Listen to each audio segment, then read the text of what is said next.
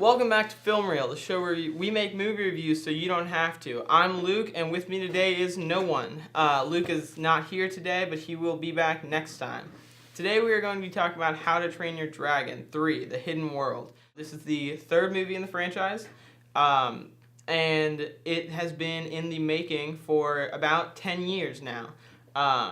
The first movie came out in 2008, the next one came out around 2012, and this one is now coming out just a couple weeks ago. So without further ado, let's get right into it.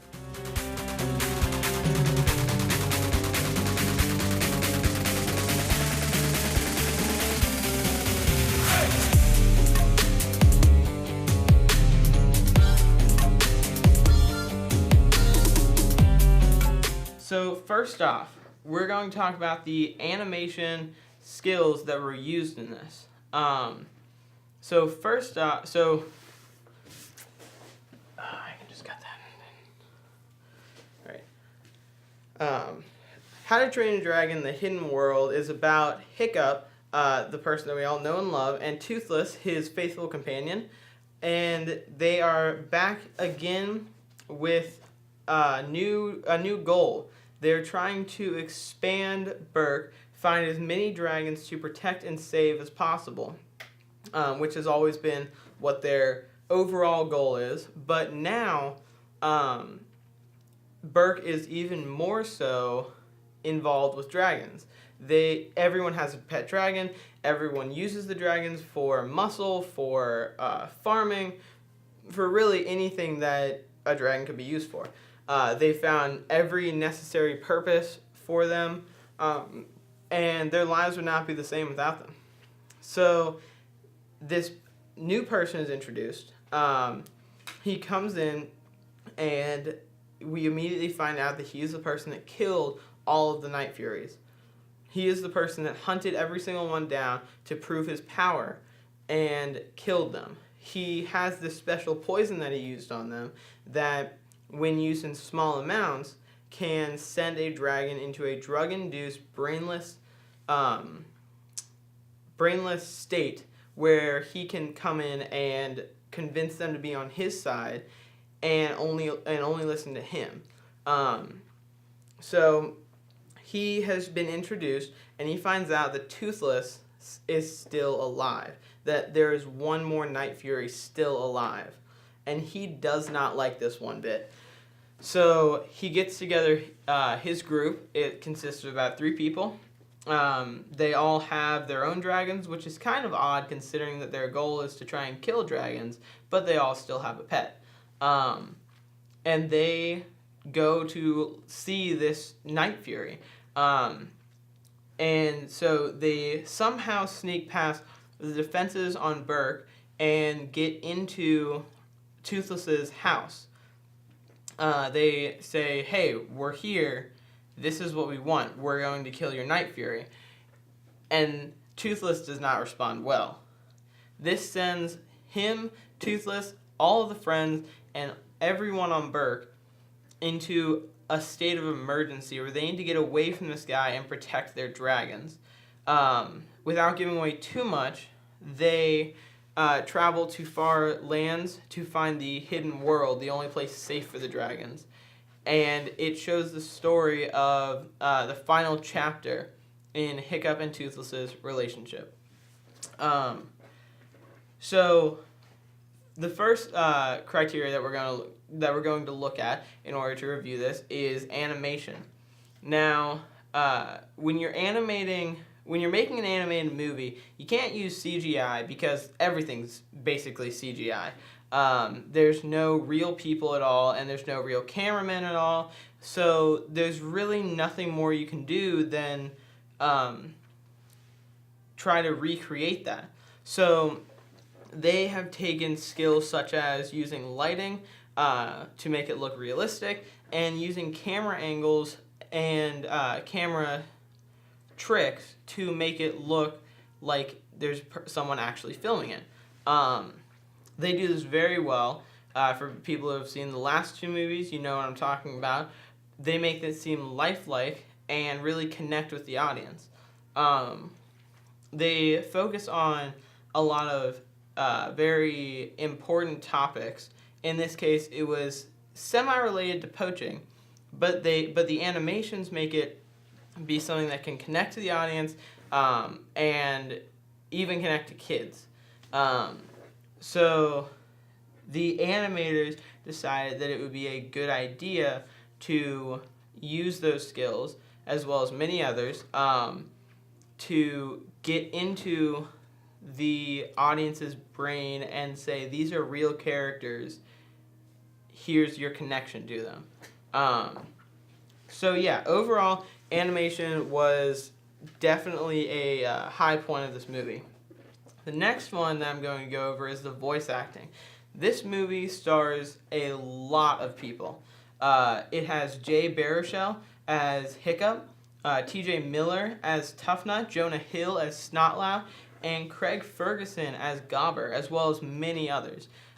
These people have been, as we know, this is the third movie, so they have been in the other ones. And it has been a long journey for all of them.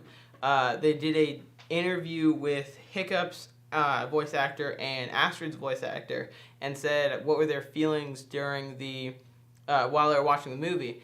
And they all said that even though they weren't on set, even though they weren't like dressed up in character or anything like that, it was still emotional to hear their voices and see this be the last movie of the trilogy. So I would say that even though you can't see who the people are when you're watching it, the voice actors do a really good job at conveying those feelings toward you and connecting with the audience.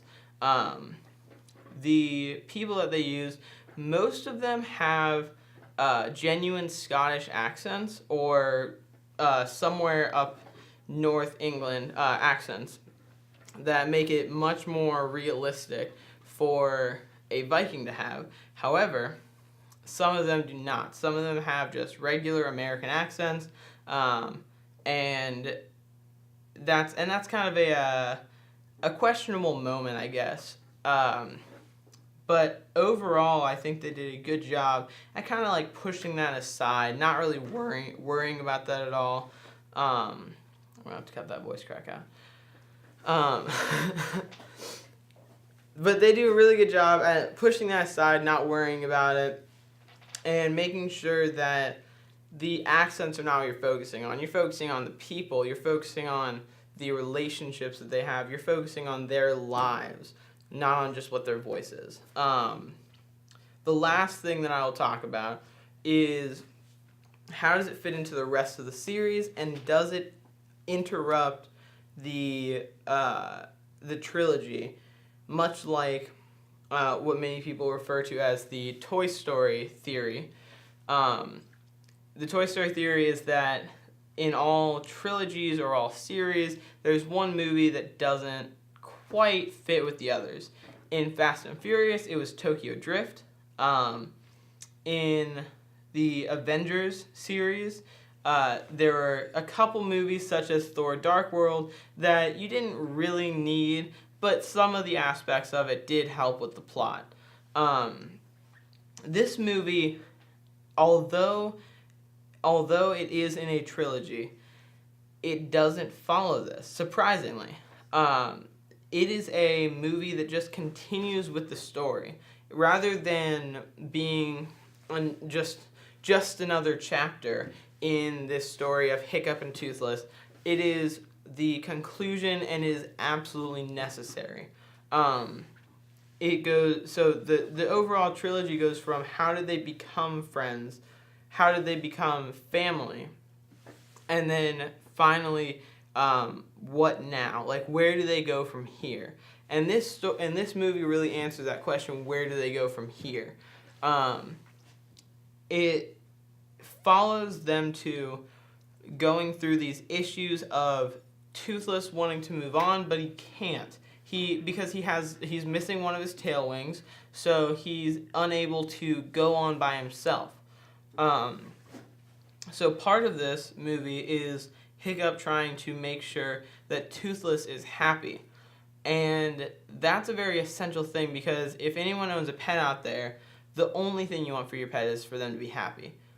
And if they are not happy with you, it doesn't really hurt you because you're fine with that as long as they are happy. So Toothless makes the ultimate sacrifice of giving, or Hiccup makes the ultimate sacrifice of giving Toothless the capability to go off by himself, to finally fly free from the things that have been keeping him captive, or not captive, but have kept him attached to the human population.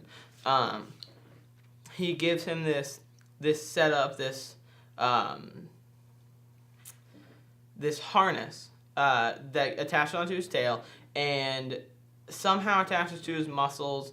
I don't quite understand how it works. If anyone knows how it works, leave it down in the description. I would like to know. But he puts this thing on that causes him to be able to fly by himself. So Toothless, much like any dog that's being let off a leash for the first time, runs out a little bit, then looks back, and then finally runs out and flies free. And you're kind of left with this question, like, is that the end? Is that the end of the movie? Is that how this whole relationship ends? But it doesn't end there. That happens about halfway through the movie, so you have tons of other stuff that takes place.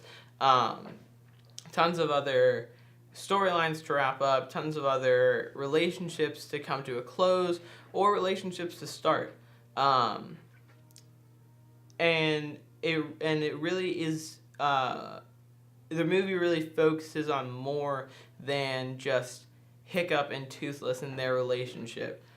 Well, most people are like, they're the main characters. By the end of the movie, you realize that this is not just the story of them two, as it has been for the past two movies and up to this point, but this is the story of the people of Burke and how they have evolved and how they are changing with the world, changing ahead of the world, really, and going on in the future to something greater.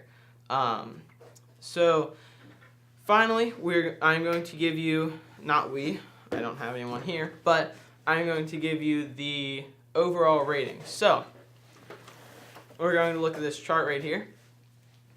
So first off, animation, rating it out of 10, I'm going to give it a 8 out of 10. Next, for the voice acting, I'm going to say that overall, with the emotion conveyed from just the voices, not even seeing the faces, just the voices of the people, I'm going to give that a 9.